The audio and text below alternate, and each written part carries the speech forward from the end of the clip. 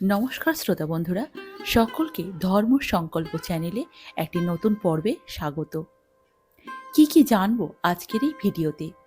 বৈদিক পঞ্জিকা অনুসারে পূর্ণিমা তিথি কতক্ষণ থাকছে, কখন শুরু হচ্ছে পূর্ণিমা তিথি এবং কখন শেষ হচ্ছে, কোন দিন পালন করতে হবে দোল উৎসব, ৩রা মার্চ নাকি ৪ঠা মার্চ।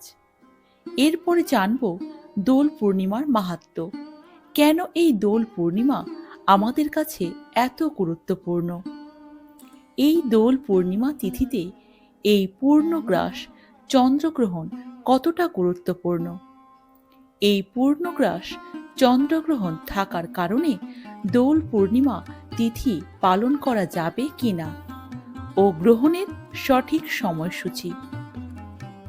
কোন দিন পড়ছে পূর্ণগ্রাস চন্দ্রগ্রহণ, সূতককাল কখন শুরু হচ্ছে, গ্রহণের প্রভাব কতটা পড়বে, গ্রহণের সময় কি করবেন কি করবেন না, কি দান করলে চন্দ্রদোষ থেকে মুক্তি পাওয়া যাবে। আর জানব সত্যনারায়ণ পুজোর শুভ সময়, গঙ্গা স্নানের শুভ সময়, ন্যাড়া পোড়ার শুভ সময় এবং দানের শুভ সময়। তাহলে চলুন শ্রোতা বন্ধুরা, মূল পর্বে প্রবেশ করা যাক। তবে যাওয়ার আগে বলবো, ভিডিওটি যদি ভালো লেগে থাকে তাহলে চ্যানেলটিকে সাবস্ক্রাইব করে আমাদের পাশে থাকবেন ও কমেন্টে জয় শ্রীকৃষ্ণ, রাধে রাধে লিখতে ভুলবেন না। ফাল্গুন অমাবস্যা তিথিতে সূর্যগ্রহণ, আর এবার দোল পূর্ণিমায় চন্দ্রগ্রহণ। দোল উৎসবে গ্রহণের ছায়া। দোল পূর্ণিমা তিথিতে চন্দ্রগ্রহণের এই বিরল সংযোগ অনেক বছর পর ঘটতে চলেছে। আর ঘটনা নিয়ে সাধারণ মানুষ ও জ্যোতিষীদের মধ্যে কিন্তু কৌতূহলের শেষ নেই। এই বছর দোল পূর্ণিমা এক বিশেষ মহাজাগতিক পরিস্থিতির সৃষ্টি করতে চলেছে। আগামী ৩রা মার্চ ২০২৬ সাল মঙ্গলবার সারা দেশে যখন রঙের উৎসব পালিত হতে চলেছে, আর ঠিক সেই দিনই আকাশে দেখা যাবে বছরের প্রথম পূর্ণগ্রাস চন্দ্রগ্রহণ। তাহলে শ্রোতা বন্ধুরা, প্রথমে জেনে নেব বৈদিক পঞ্জিকা অনুসারে পূর্ণিমা তিথি কতক্ষণ থাকছে, কতক্ষণ শুরু হবে কখন এবং কখন শেষ হবে। দোল পূর্ণিমা তিথি শুরু হচ্ছে ২রা মার্চ সন্ধে ৫টা ৫৬ থেকে ৩রা মার্চ বিকেল ৫টা ৫৭ পর্যন্ত। উদয়া তিথি অনুসারে দোল পূর্ণিমা ও ৩রা মার্চ ২০২৬ সালেই পালন করতে হবে, কিন্তু হোলিকা দহন পূর্ণিমা সন্ধ্যায় হয় বলে তা পালন হবে ২রা মার্চে। এর পাশাপাশি ৩রা মার্চ থাকছে চন্দ্রগ্রহণ। বিকেল ৩:২০ গ্রহণ লাগবে। গ্রহণ চলবে বিকেল ৬টা ৪৭ পর্যন্ত। গ্রহণ ছাড়ার আগেই পূর্ণিমার অবসান হবে, তাই ২রা মার্চই হবে হোলিকা দহন। আবার অবাঙালিরা কৃষ্ণা প্রতিপদে হোলি খেলে, তাই ৪ঠা মার্চ হোলি পালন করবেন অবাঙালিরা। কিন্তু ৩রা মার্চ গ্রহণ লাগার আগেই দোল খেলে নিতে পারেন বাঙালিরা। আগের দিন অর্থাৎ ২রা মার্চ সন্ধেই হবে ন্যাড়াপোড়া। এবার জেনে নেব দোলের মাহাত্ম্য, কেন এই দোল পূর্ণিমা তিথি আমাদের কাছে এত গুরুত্বপূর্ণ। অশুভ শক্তিকে পরাজিত করে শুভ শক্তির প্রতিষ্ঠা করে দোল। হোলিকা দহনে হিরণ্যকশ্যপুর হাত থেকে প্রহ্লাদকে রক্ষা করার কাহিনী প্রচলিত রয়েছে। শ্রীবিষ্ণুর পরম ভক্ত প্রহ্লাদ তার পিতা হিরণ্যকশ্যপুর নির্দেশের অমান্য করে ভগবান বিষ্ণুর আরাধনা করেন প্রহ্লাদ। হিরণ্যকশ্যপ প্রচণ্ড ক্ষিপ্ত হয়ে প্রহ্লাদকে পুড়িয়ে মারার জন্য তার বোন হোলিকাকে নির্দেশ দেন।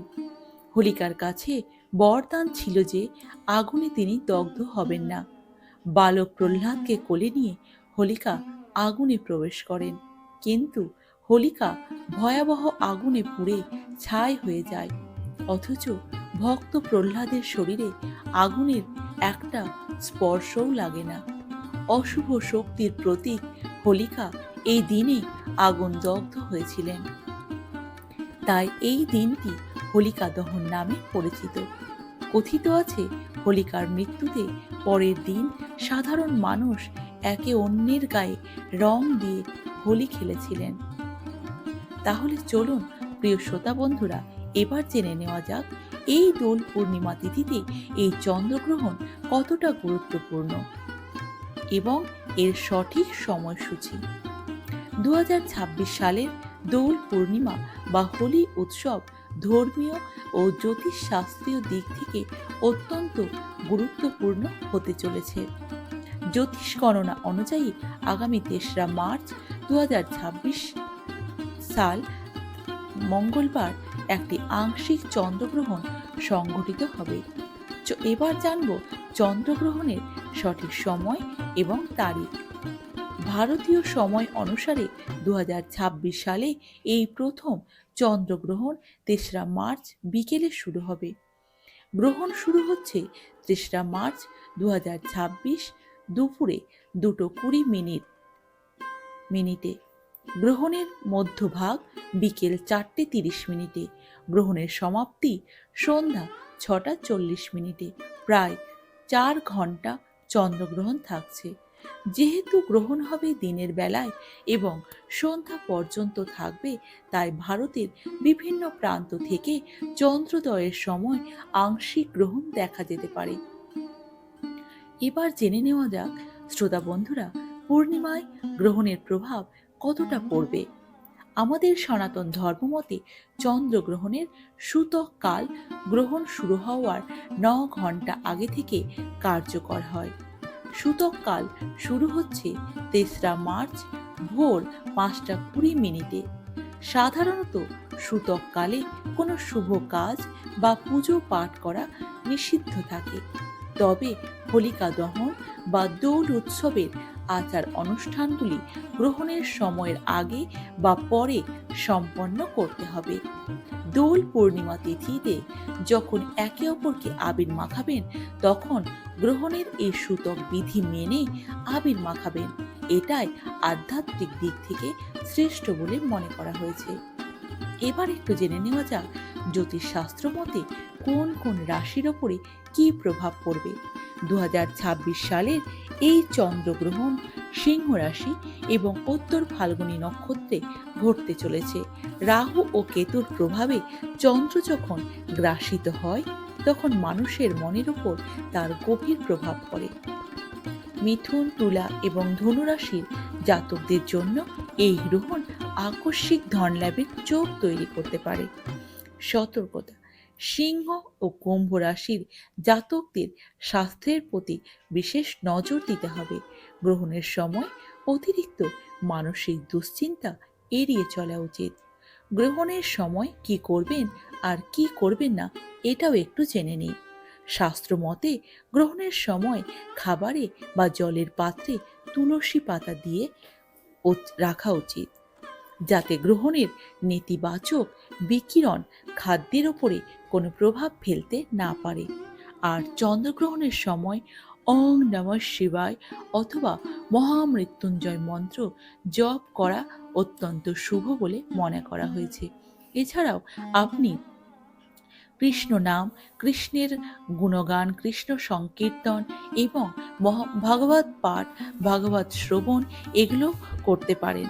গ্রহণ শেষ হওয়ার পরে সাদা রঙের জিনিস যেমন চাল, চিনি বা দুধ দান করলে চন্দ্রদোষ থেকে মুক্তি পাওয়া যাবে। এছাড়াও আমরা জানব সত্যনারায়ণের পুজোর শুভ সময়। 2রা মার্চ 17 ফাল্গুন 1432 বঙ্গাব্দে প্রদোষে সন্ধ্যা 5:44 থেকে 7:12 মধ্যে পুজো সম্পন্ন করা শুভ বলে মনে করা হয়েছে। এছাড়াও গঙ্গা স্নান ও দানেরও শুভ সময় হচ্ছে 3রা মার্চ 2026 বঙ্গাব্দে 18 ফাল্গুন 1432 বঙ্গাব্দে মঙ্গলবার সূর্যোদয় থেকে অপরাহ্ন 4:59 মধ্যে শুভ বলে মনে করা হয়েছে। এবং ন্যাড়া পড়ার শুভ সময় হচ্ছে তেসরা মার্চ 18 ফাল্গুন 1432 বঙ্গাব্দে মঙ্গলবার সন্ধ্যে 7:15 থেকে 8:50 মধ্যে ন্যাড়া পড়ার শুভ সময় বলে মনে করা হয়েছে। রঙের উৎসব হোলি এবং চন্দ্রগ্রহণের এই মিলন আমাদের আধ্যাত্মিক সচেতনতার পরিচয় দেয়। উৎসবের আনন্দ উপভোগ করার পাশাপাশি শাস্ত্রীয় বিধিনিষেধ মেনে চললে চন্দ্রগ্রহণের নেতিবাচক প্রভাব থেকে দূরে থাকা যাবে। তাহলে শ্রোতা বন্ধুরা, আজকে এই পর্যন্তই। আবার দেখা হবে পরের নতুন কোনো এক পর্বে। যদি ভিডিওটি ভালো লেগে থাকে তাহলে কমেন্টে জয় শ্রীকৃষ্ণ, রাধে রাধে লিখতে ভুলবেন না।